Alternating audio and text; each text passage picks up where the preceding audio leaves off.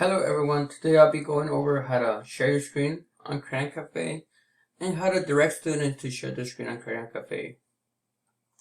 So if you're talking to a student over the phone, direct them to log into My Hangout portal and then find this icon, Connect Set Cranium Cafe on their portal, and then click on it. Once the student has done that, they should be on their Connect Set student support directory.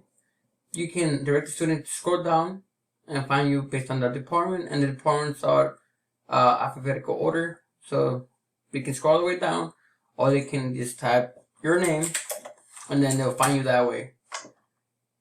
So they'll go in the search, and then so that's how students can do that and find you that way, by department or just typing in your name and a quick search. So once the student has located you, you can then direct the student to knock on your door. I cannot knock on my own door and talk to myself, and this message will appear. So, okay. So once the student has knocked on your door, then you will direct the student to, then you will open your door, which will allow this message to show up, enter meeting. You will direct the student to click on enter meeting either by phone, if you're talking to a student by the phone, or by typing in the send a message chat box. And then you and the student will click enter meeting, which should then take you to your cafe. Once in the cafe, you have your lobby. The student will then appear here as 1, indicating that there's somebody waiting there. So technically speaking, the person will show up here. For example, here, lobby. There's 1 person waiting for you in your lobby. Then you will add Angela Redondo to your meeting by clicking addition. This shows that the student has been waiting there for 40 seconds. Once the student has entered your meeting, then the student's in your meeting. You can send back and forth messages or links that you can share, and it will pop here.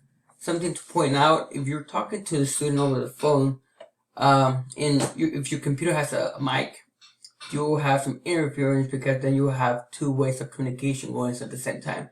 So you want to mute that. And then once you can unmute it, and then that's how that is done.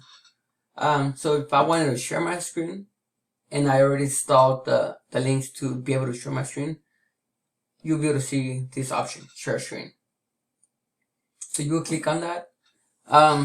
So once you're here, you will see this message, your entire screen, and then application window.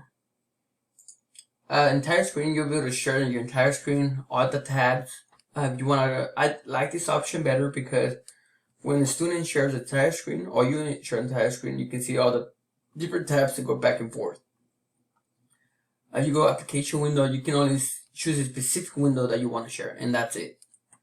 Also, you see screen 1 and screen 2. That's because I have 2 screens, but you'll be able to see the 2 options on top: entire screen and application window. So I want to share my entire screen. I will click here, and then to be a highlighted box that will indicate that you have selected, then which will allow you to share your screen. Now I'm sharing my screen, theoretically speaking. There was a student on the other side. The student should be able to see my screen. You cannot share your screen at the same time as a student is, so it has to be either 1 or.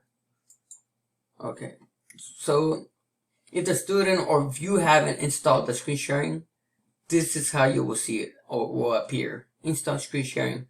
Then you will direct the student to click install screen sharing. When the student has done that, this message will appear here, this window, and then you will click on and direct the student to click on add to Chrome. Once the student has added to Chrome, this message will appear, add extension, and then direct the student to click add extension. Once the student has done that, it will then, the screen on the left side will show up as this, and then here you will then direct the student to click entire screen and then share.